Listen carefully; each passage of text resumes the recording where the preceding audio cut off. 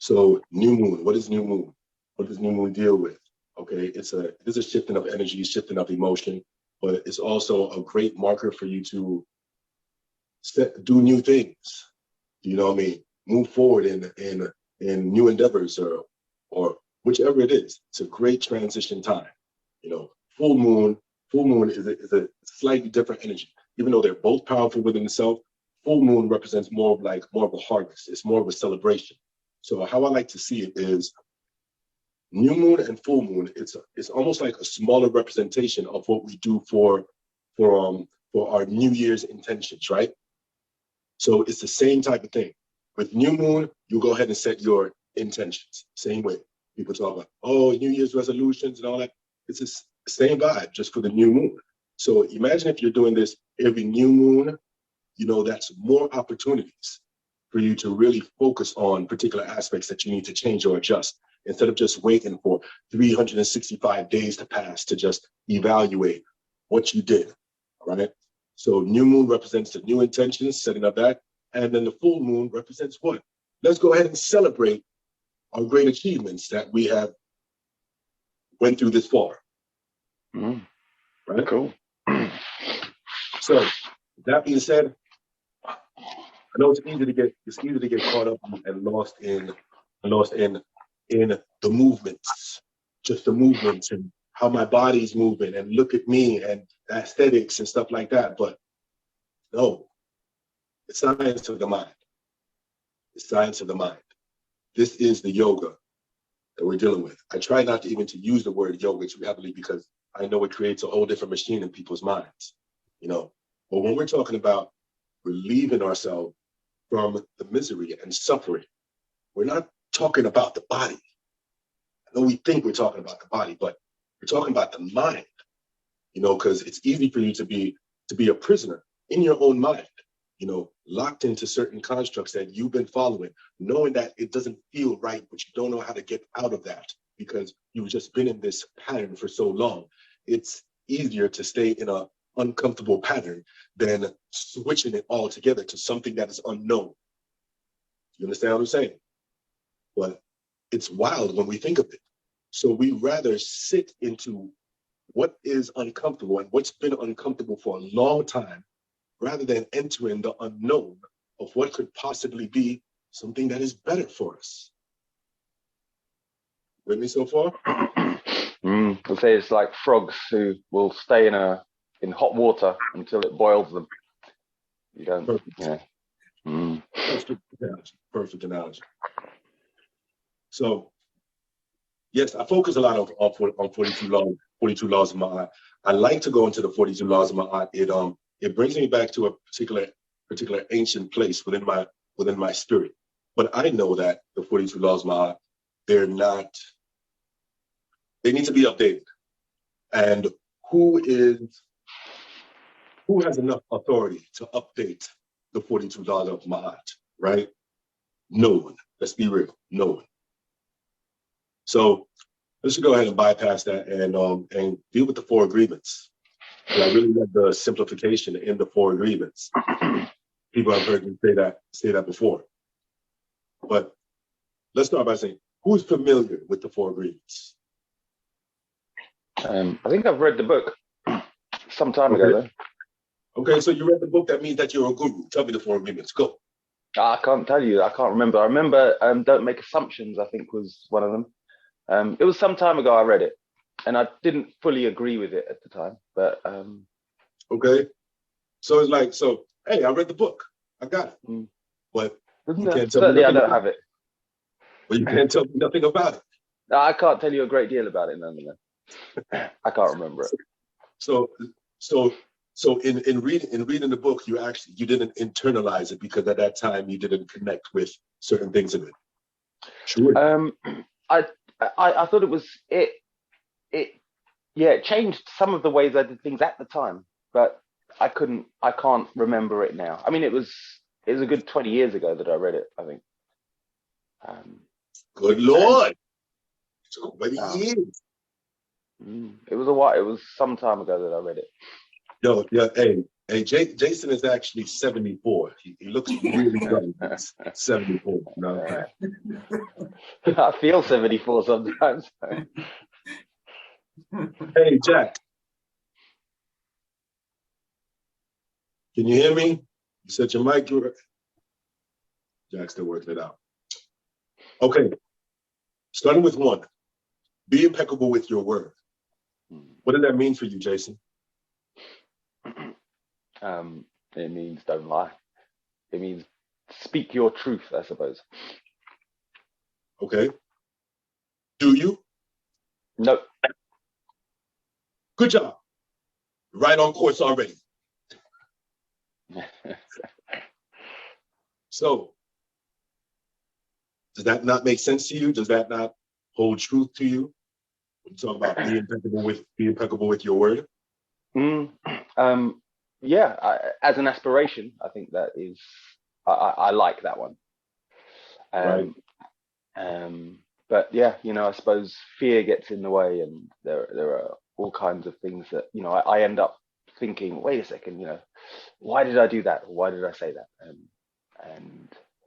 And so, yeah, I'm a lot more than my intentions, I suppose.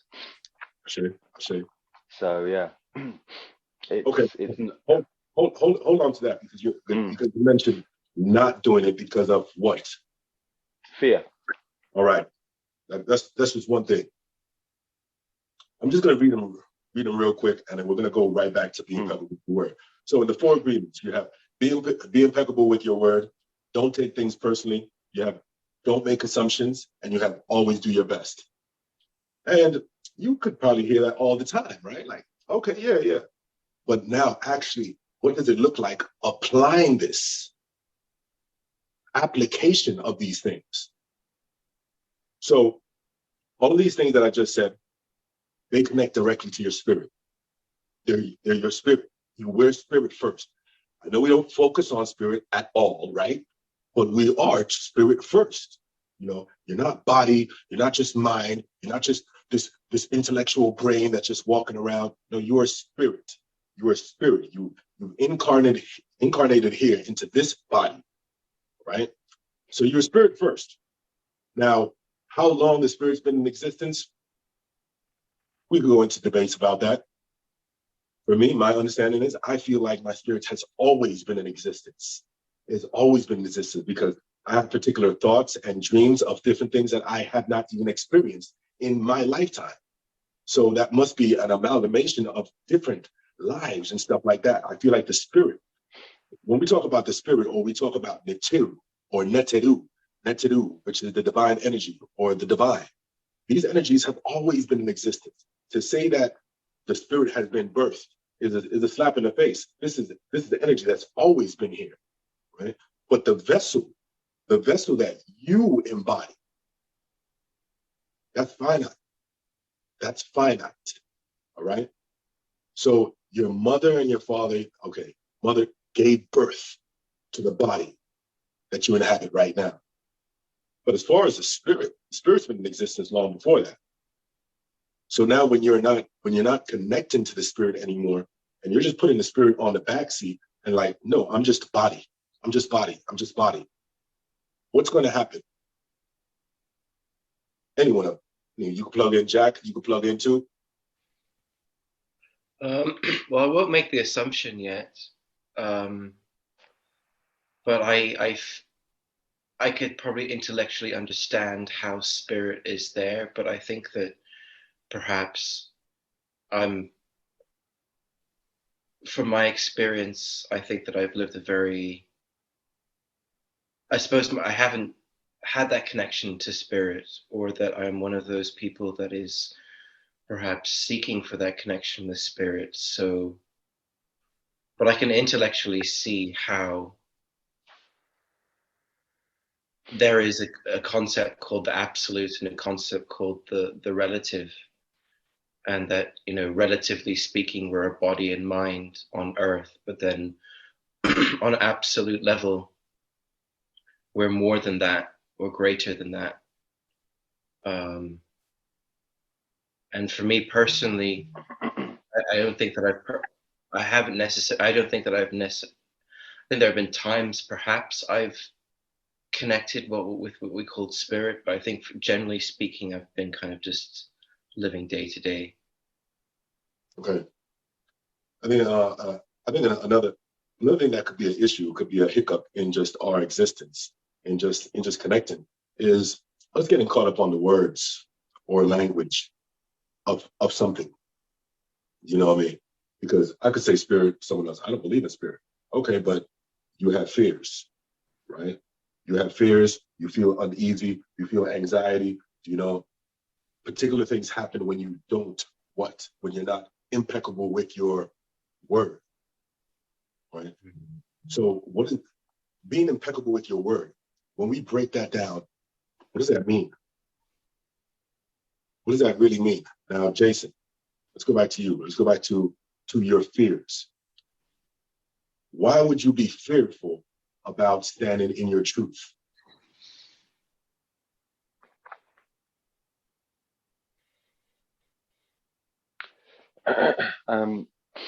I suppose, I mean, I don't know, but the story I tell myself is, or the story I hear is that you can be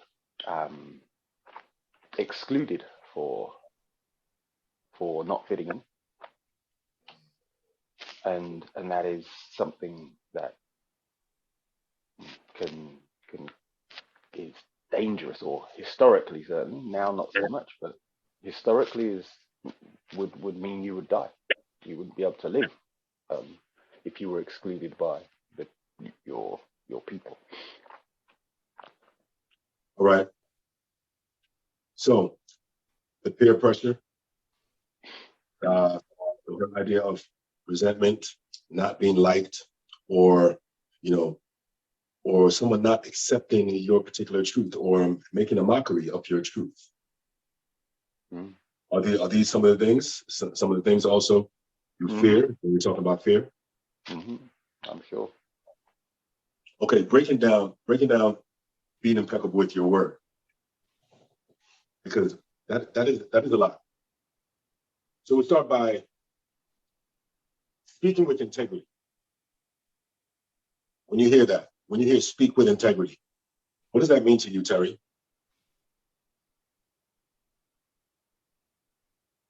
There's a purity of connection, an honesty, and I guess you're coming from the heart and the gut. Easier said than done, but right, easier said than done. Because what? My foot's always in the mouth. Yeah. Why is it easier said than done? Because we're not centered and grounded enough to have space, you know. We're not always standing in connection. Often, you know, you come out rapid fire, shit comes out wonky, you're tired. Yeah, you're not always standing in that true place of connection to then speak impeccably. We're on the move, we're making coffee, we're serving. Life is happening. But when we stand in connection to truth and love, and we have time to speak impeccably, right? So 100%. Yeah. So we're out of connection when we don't. Whatever we're proactively doing within our practice, it becomes easier. That's just it. The more we do it, it becomes easier. We have been living in a way where we've been promoting or giving more rise to things that create more fear within us. And even though that's more uncomfortable, we're so used to doing that because we live in a world that promotes that. We live in a world that promotes what we're trying to undo. Do you get that? We live in a world where when it comes to intellectualizing and philosophizing everything, there's a particular hierarchy on that. Like, that's first. Intellect. IQ is, this is where we're about. We're not tuned in. We're not dealing with EQ. We're not going into our emotional intelligence, really and truly. ever. So it is a shift, just like Terry was saying. I'm saying the same. We're saying the same thing, just differently. It's connecting to the heart. It's moving, shifting from the mind into the heart. So all the time we're connecting our ways in our mind. Does that make sense? Should I say that? No, maybe I shouldn't say that. Maybe I shouldn't say it like this because then she's going to think this of me. And then if she thinks this of me, then she's not going to do this for me anymore. Or we're just always in our mind, like with trying to map out the strategy. Do you know what I mean? Instead of just going right here, like, no, I don't like that. I'm not okay with that. You know, when you said this to me, it made me feel like this. It's like, oh, no. Let's not go into that particular program because every time I talk about exactly how I feel, now what? We probably end up in an argument. This person doesn't talk to me for a little bit. I don't want to talk to that person for a little bit. So instead of just sitting in that and really only like, no, this is how I actually feel about X, Y, Z. We prefer to what? No, I'm okay. That's fine. Not bad. No problem. That's fine. Yeah, I'll do that. And then little by little, it's almost like every time we're not being impeccable with our word, you know, as challenging as it may seem in that moment, it's almost like part of us dies. We lose part of ourselves. And imagine doing that day in, day out, day in, day out, day in, day out. And you've been doing that for years. It's almost like you become just a shell, a literal vessel. You're just here. You're just existing. You're not connecting. You're just existing. You don't even know your likes or your interests anymore. You don't even know what truly makes you feel good, what makes you feel bad. You just become this perfect model citizen of society, which is completely different from who any of us are. Understand? Or if you don't agree, talk to me. Dialogue. Yeah, let's go. Terry scratching the head. Okay.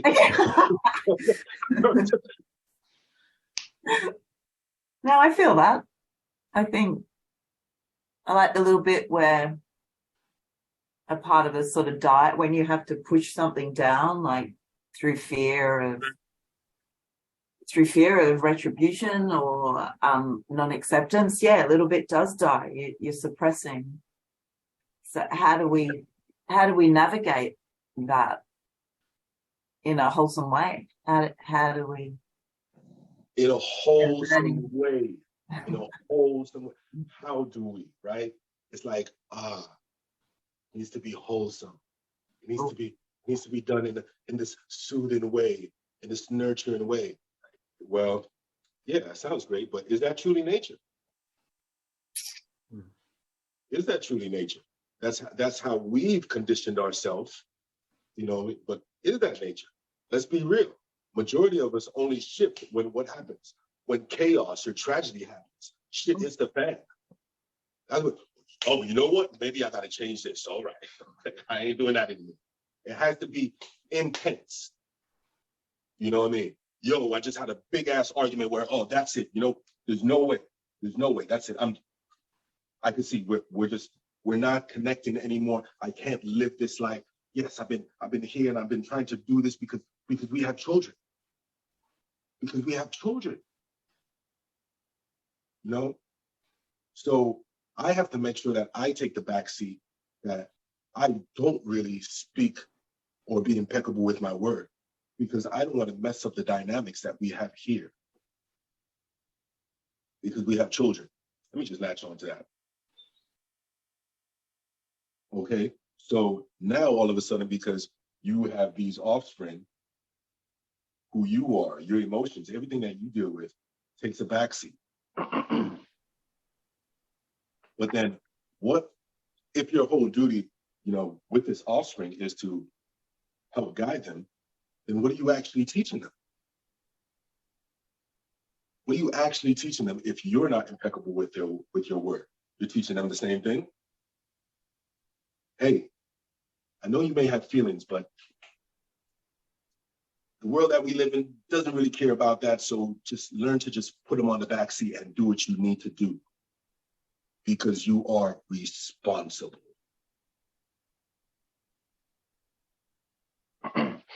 Is this where we are?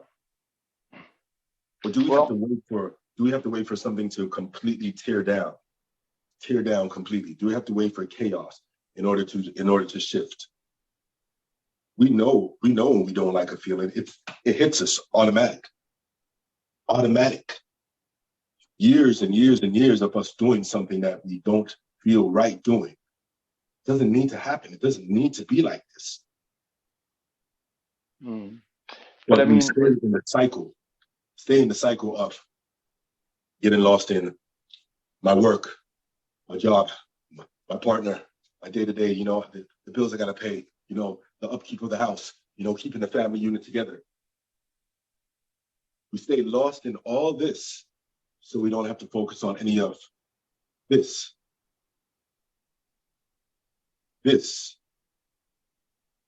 But guess what that creates here? I have to walk around with this. I have to live in this. I become imprisoned in this. And then the breakdown that happens is severe.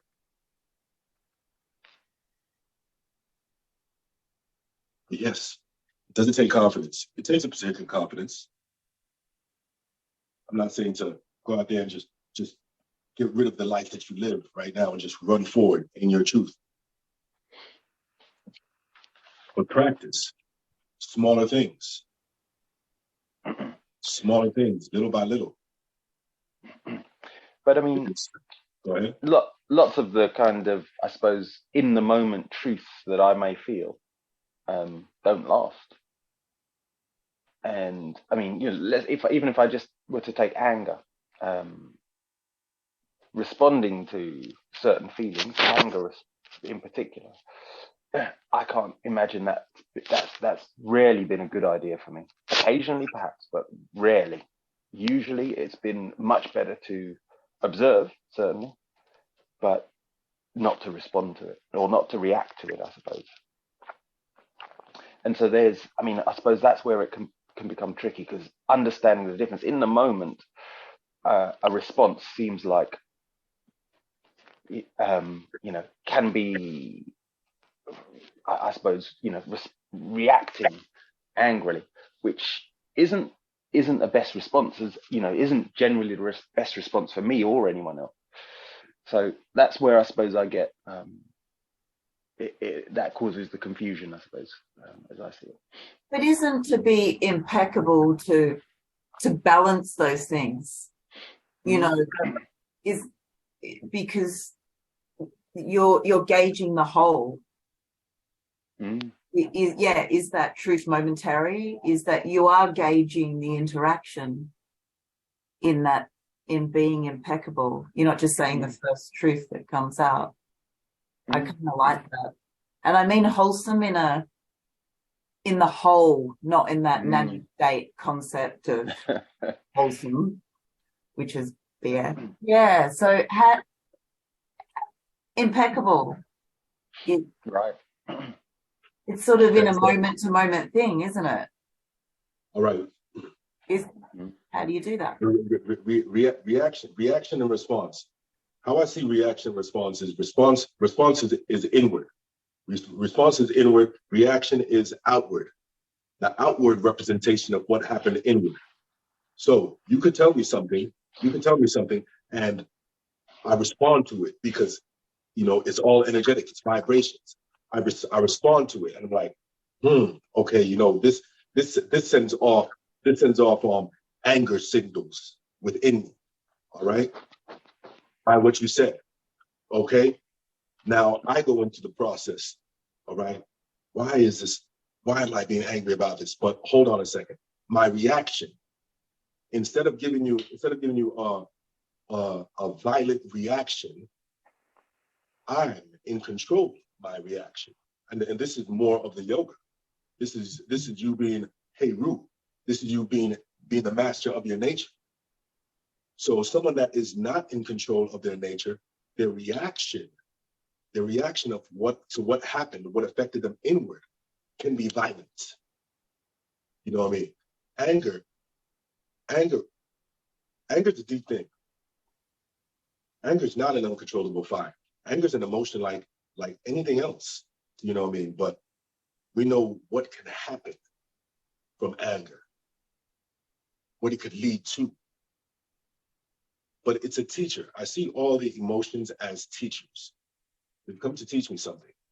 You know, when you talk about sadness, disappointment, happiness, joy, they're all particular teachers. You know, for me, within my mind, I connect to the experiences of what's happening. And based on that experience, yeah, it makes me feel a particular way. If it's something that makes me angry, then I need to get better at what? If this person that I'm dealing with is a mainstay or an ongoing person in my world, then I'll ensure that my delivery is done in a way that doesn't magnify the situation. You know what I mean? But be able to get my point across on how I feel, because feelings are one for me. If you're going to be around me in my life, then you have to care about my feelings. If you expect to be here with me in my life, you have to, and it's reciprocated. Right? Go ahead. Yeah, sorry, not to make any expectations. We're talking about being Don Miguel Ruiz, the be impeccable with your word, the four agreements. We're utilizing the four agreements as a system to unpack aspects of the mind. Yeah. So being impeccable with your word, speaking in the truth of speaking in the direction of love and truth, and that isn't this around how we relate to language in ourselves? And language can be, there's the analogy of black magic, white, or well, kind of like you can use your words in the direction to create fear and destruction, and then you can use your words in the direction of creation. You can use your words in a positive and negative way. So you can literally cuss someone out with your words, but you kind of transmit to them a certain frequency. So you could curse them out, or say fuck, or all these words which carry a frequency which is likened to poison. Or you can kind of like use your words in the direction of building people up and kind of instilling I suppose peace or a sense of harmony. Yes. I mean, I'm in agreement with what you're saying. Then I'm thinking about that person being a mainstay, or that person not really being in your life. That person just coming and going. That person, it's energy. It becomes energy management, because say I'm walking by someone. Someone says some stuff. Someone says some racist stuff. Don't even know them. They just walk by and they just, yeah, you black motherfucker, whatever the case. Okay. How do I go about that? How do I go about it? Personally, I suppose that's not easy. But look, difference, mastering your nature. All right, being a Heru. I could turn and choose to address that person, or I could just be like, well, the person's not even in my life. I don't even need to address them. I just keep on moving, going about my day. Two different ways.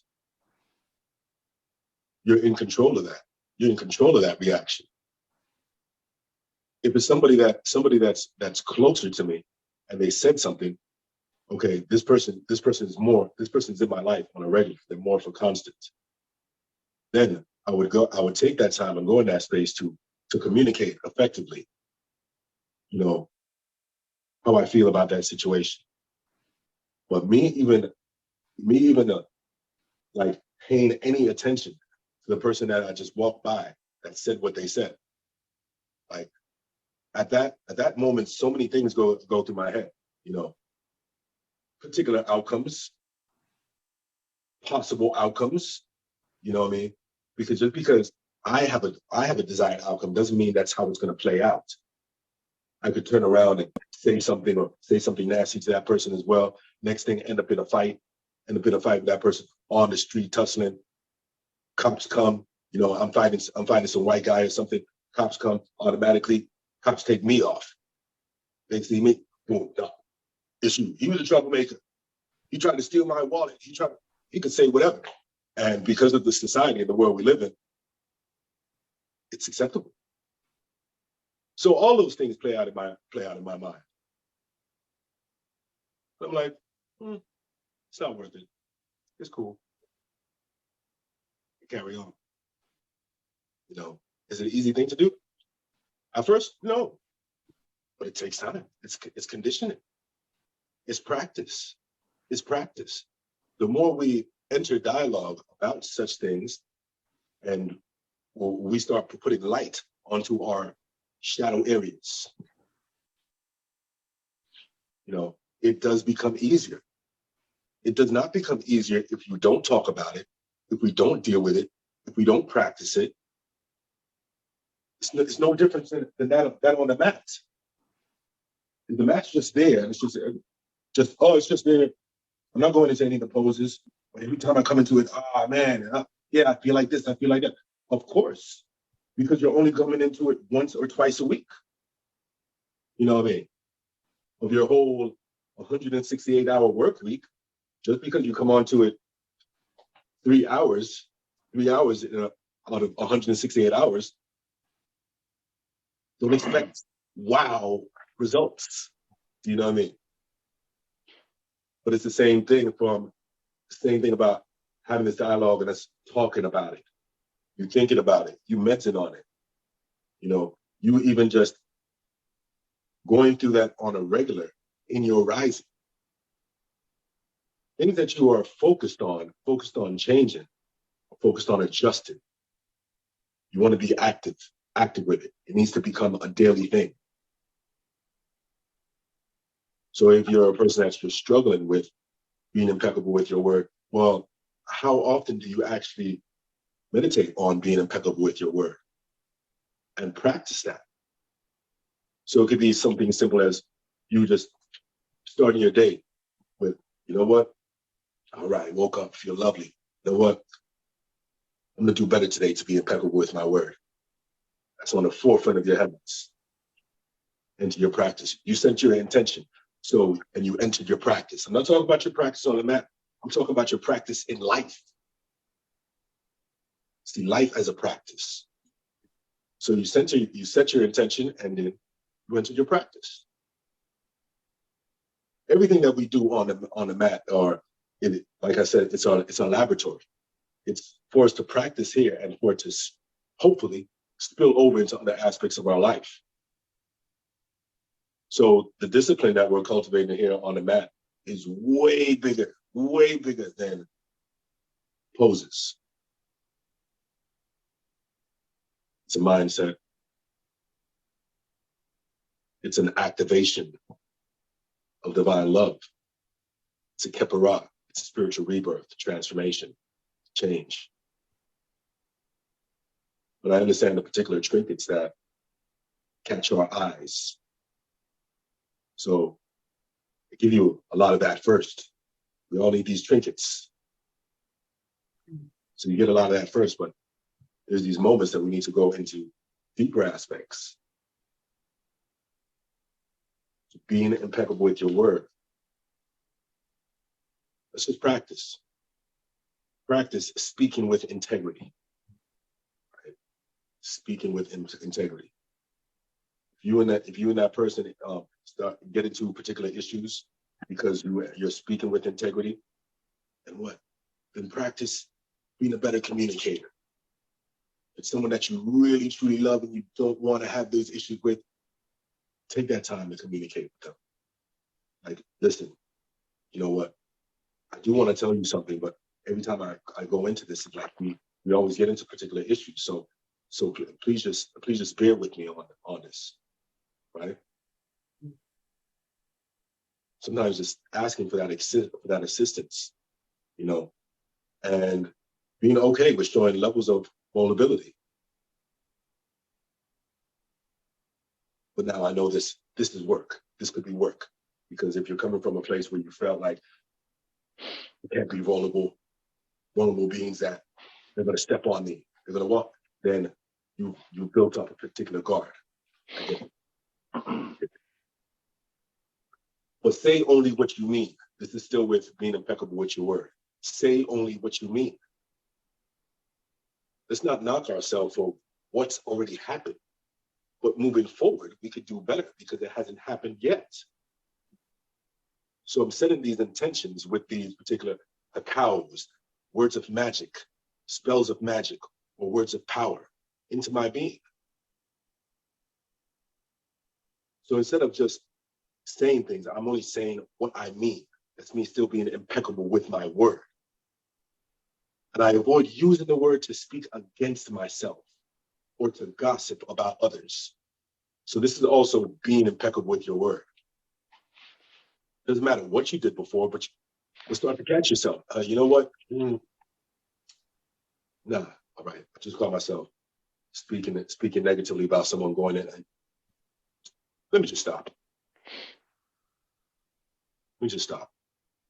Because that's still me. That's still an attack on me.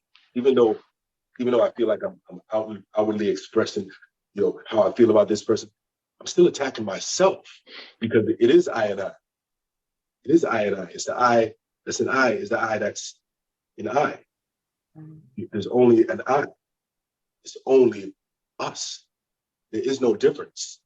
We're constant reflections of each other. So we truly have got to a space, or we're attempting to work to a space where we see it as, you know, one divine heart, one breath, one love. It's a oneness. It's not even a separation. It's not even getting caught up in dualities. It's just a one. So if I'm attacking you, I'm attacking myself. I'm speaking negative on you, I'm speaking negative on myself. Because no matter what, you are my brother, you're my sister. We're in one. So even just you practicing this is you practicing what? I said self-love. So just in these small, what seems to be as small actions, you're going through a level of healing each time. I use the power of the word in the direction of, come on, Jack, you just said it. Yeah, use the word in the direction of truth and love. Truth and love. So what might that be? Okay, you know what? Let me catch myself. Before I say this, let me just catch myself a minute. Let me put myself in that person's shoes right now.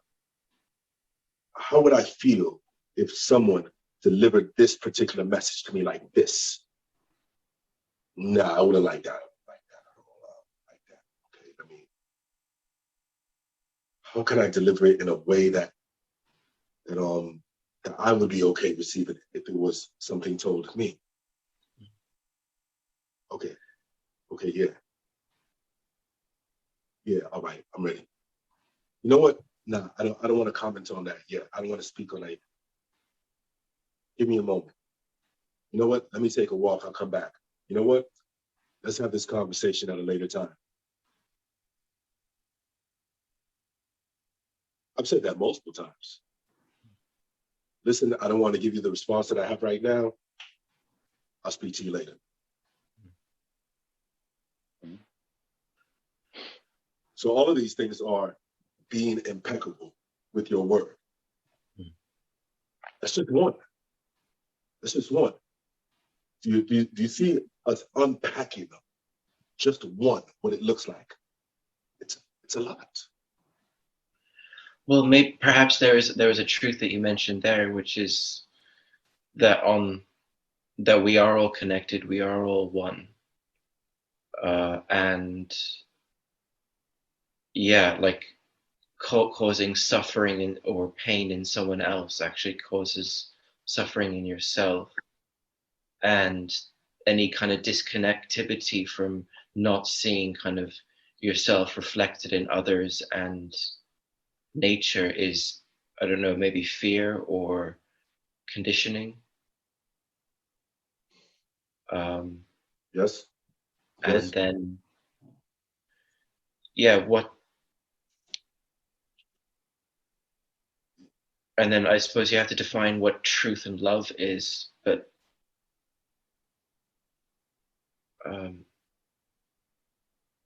I always like that, not speaking against yourself or others. We've kind of established that they're both the same.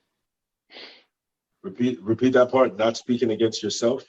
Yeah, not like, okay, so not, what does not speaking against yourself? That means like not disempowering yourself, or yeah, exactly. It kind of, well, it depends what the truth is, but the truth is something that perhaps is maybe love is the truth, that idea of connection is a truth, and that every time you kind of,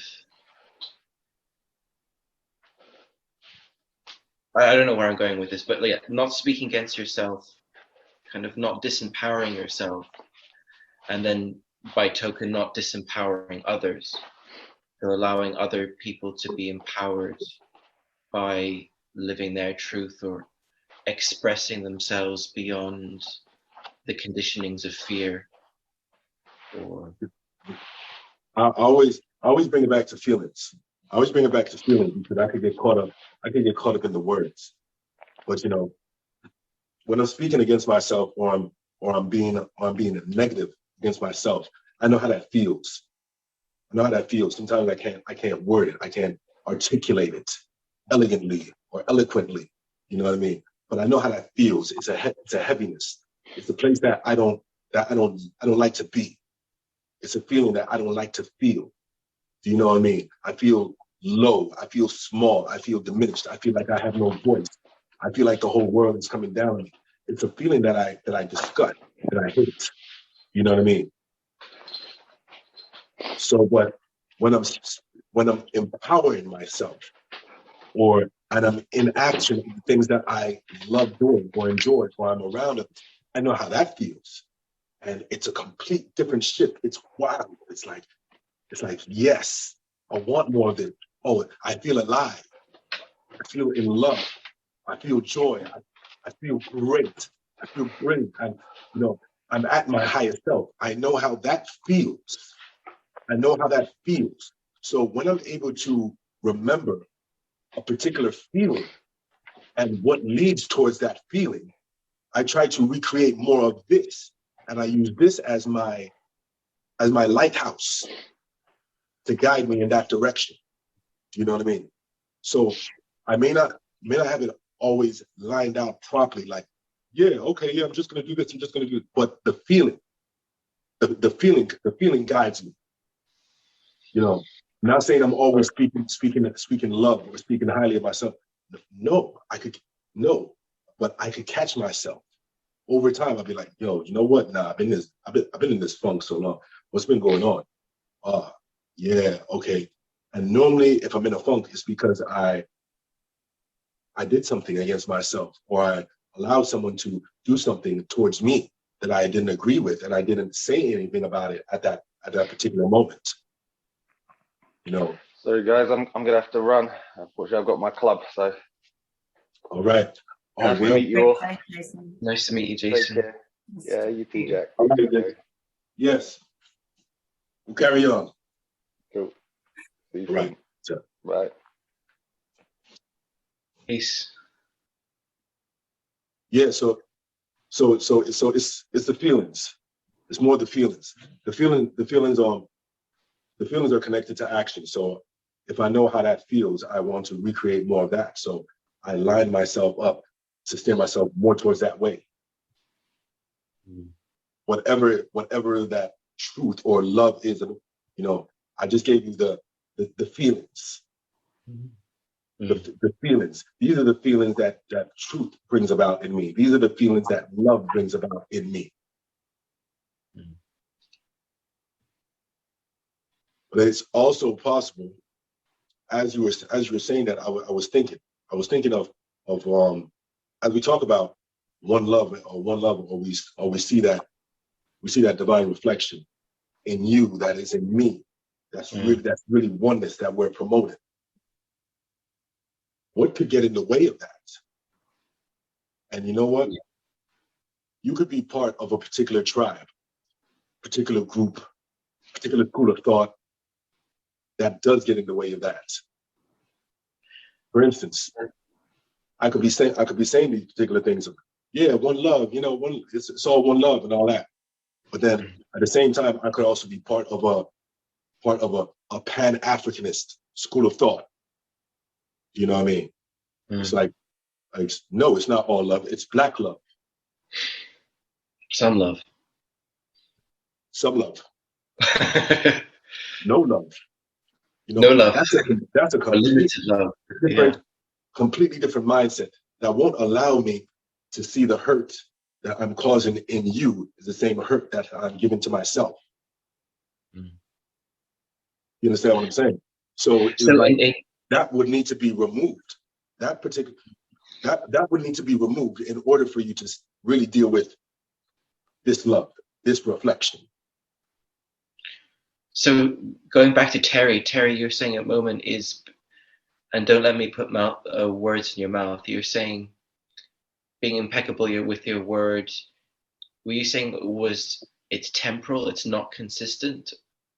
Or did you say you said about consistency and then related to being impeccable with your word? Well,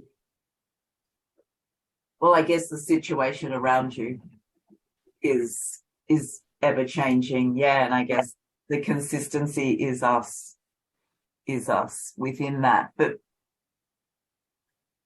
we're gauging the energy, aren't we? How are we staying centered and gauging the chaos that's around us moment by moment. That's kind of what I meant. Oh yeah, okay. So you clarified things for me. Thank you. Cool. Also, while as we've been sitting here, I realized not saying anything, being sparing with the word is would be my lesson or a strong personal take today. When you're in that chaos, I'm quite often aggressive. So for me, dropping back and learning to roll with those energies a little more would be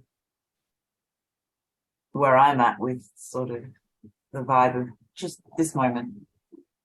Right. Yeah, even in the retail space, I can be really aggressive. So, and you're right, the energy, the poison of the F word, the poisonous energy, it doesn't have to be words. So yeah, how do you dropping back and being impeccable might just be rolling with it and waiting. Good point. Yeah. Not contributing to the chaos or not fanning not adding fuel to the fire. I see that. Yeah. I see where you're coming from. Yeah. Which a great benefit that I come to realize in the consistency of a practice, of a daily practice is it slows down time. What I mean, it slows down time. Before, where I used to be quick to react, situation, just quick to react, I feel that I'm not, and the time almost kind of comes to a standstill where I'm able to map out, like, you know what, like, how do I want to approach this? And I have this whole internal conversation with myself, and only because I'm in this society, right? Only because I'm in this society. Mm. But it slows down almost to a standstill where I go through and I map out, like I said, potential outcomes or possible outcomes, and I see what type of outcome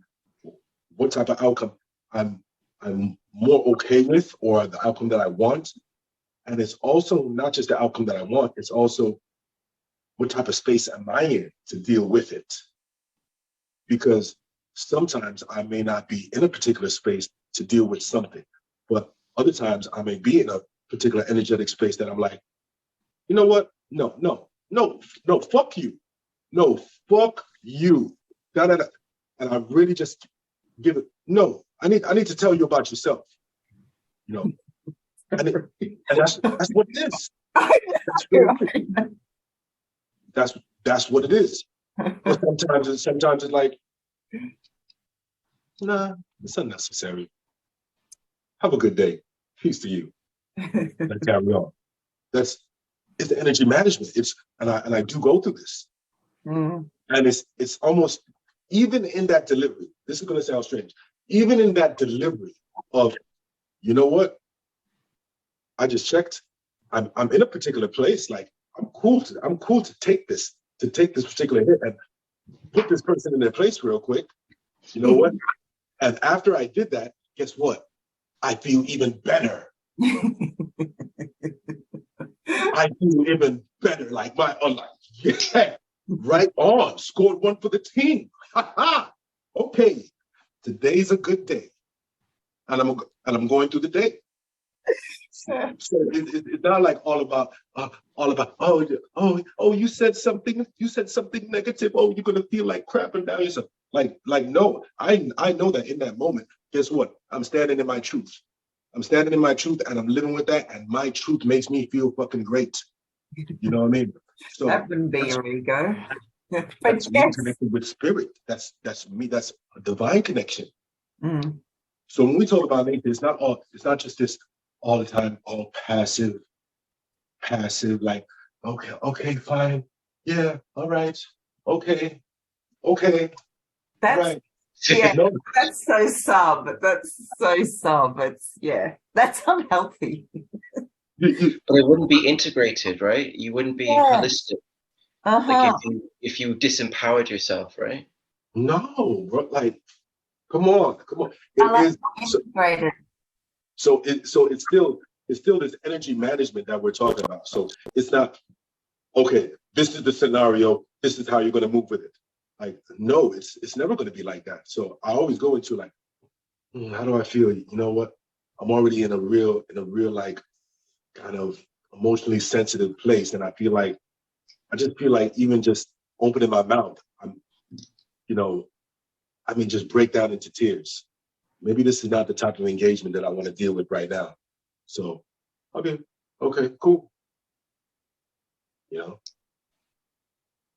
So all of this I see as being impeccable with my word.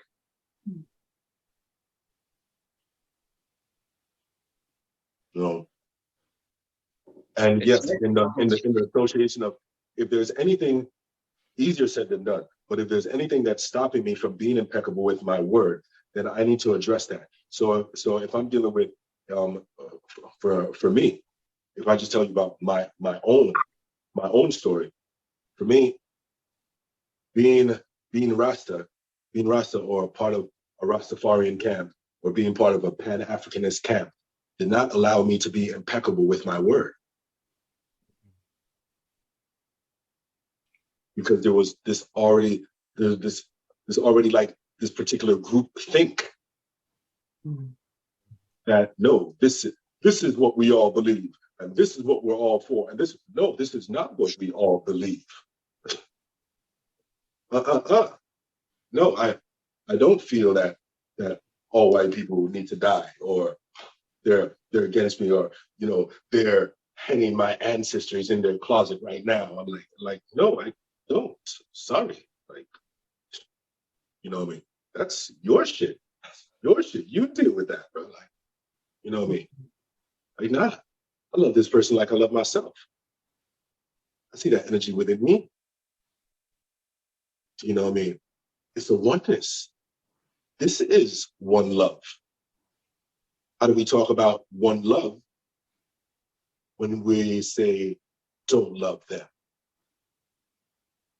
One love, but yeah, kill them.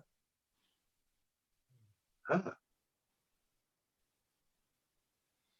So yeah, particular camps and associations that we may have, you know what I mean, that don't allow us to be impeccable with our word. You need to remove yourself from that first. But like, who was it? Maybe that Jason was saying, or maybe even Jack. You know, it's there's going to be fear. It's going to be fear. You know what I mean? You don't want to be put in exile. Yeah. So it's a lot of that. It's a lot of that. But you know what? When I start to think of these things, I'm like, I don't want to be put in exile. Like, but I don't agree, and I don't want to affiliate with them heads anyway. So what do I care to them? You're doing what I want. Like, yes, exile me. I need to get away. I need to get away from you all anyway. So you're doing me a favor. I don't want to be connected with something that I do not agree with. I do not want to be connected with something that stands for the same misery and suffering that I'm trying to heal.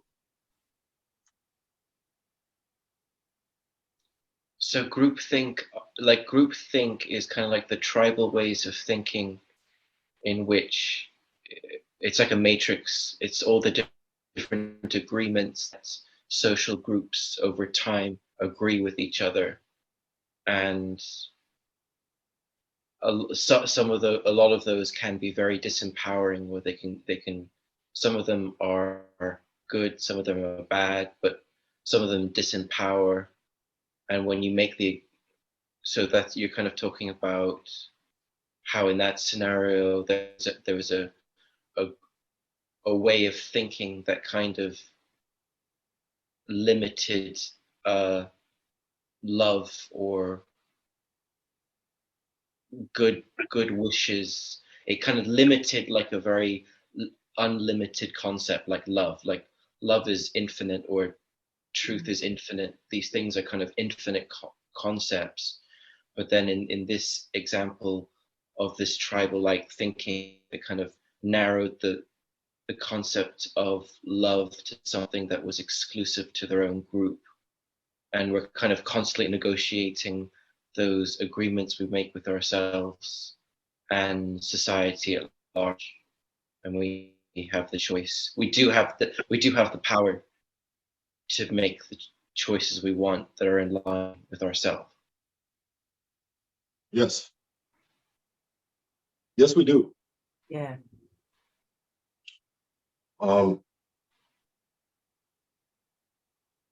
Back to feelings. We don't have to complicate things, but we have a tendency to do so. We don't need to be connected to what it is that we don't want to be connected to. You know what I'm saying? That's for groups, that's for people, that's for relationships. Even like in relationships, like we always make it sloppy on the exiting. If you want to be with this person, you like how that person makes you feel, whatever the case, all right. When you don't feel that way anymore, okay, just go separate ways. You know? Yeah, hey, yo, it's been great, but we don't vibe like that anymore. Okay, cool. All right, high five. Go about your business. It doesn't have to be, let me burn the whole house down. No, let's stay here for 3-4 years trying to work at this and throw everything at each other. Fuck you, throw the kitchen sink at you and shit. And when we're still living together, we're still trying to make it doesn't have to get that way. I don't have to continually keep some allegiance to a particular mindset or a particular way of life or a particular person that I no longer want to be with or connected with, whatever the case. You know, even in that group thing, the you know, and this is not even to attack group think, really and truly, because that group think was very healing for me at a particular time in my life. You know, when I needed more discipline and direction and guidance, and I needed to understand my particular identity in this realm, in this physical realm. It was important. You know, Rasta allowed me to go into a lot. Rasta was my first real nature-based school of thought. You know what I mean? Rasta brought me out of the church and into nature. You know what I mean? So I give thanks for all that.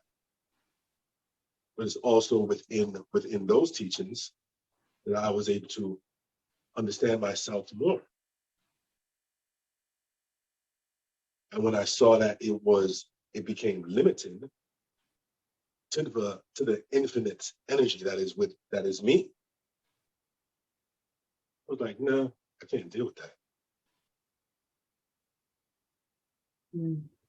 You know. So yeah, knowing when something no longer serves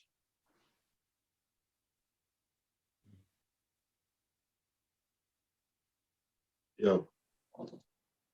We're gonna leave it right there. And that's one. That's one of the 4 agreements. So we'll be right back next time for number 2. Part 2. All right. Peace. Fantastic. Nice to see you, Terry. Great to see you both. Nice to see you, Jack. Thanks. All right. On blessed day. Be impeccable with your word. Nice one. Shanti. Shanti. Peace. Shanti.